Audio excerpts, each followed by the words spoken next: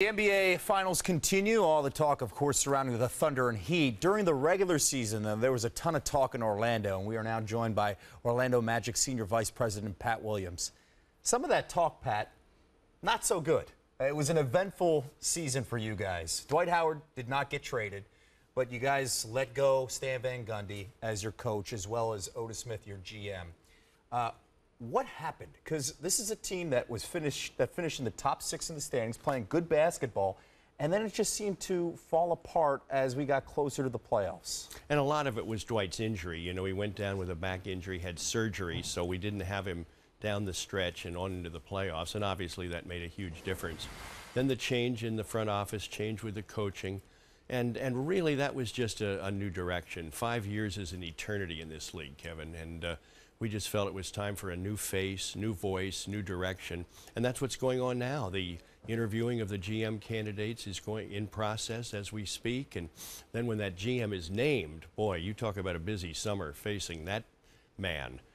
It's going to be one of the most hectic summers that any NBA team has had in the offseason. You can't ignore the fact, though, is the future of Dwight Howard. He decided, hey, he's going to stay for one more year and then kind of put us in a situation where you guys are going to say, let's reevaluate. Are you going to be here long term? What is your gut right now about Dwight Howard's future as an Orlando Magic star? Well, it's a good question, Kevin. He knows our position, you know, that we want to make a long-term deal with him. We went through last year where, you know, we didn't know what was going to happen all season, and then he signed the extension, which was great news at the time. But we definitely would want a long-term commitment from him.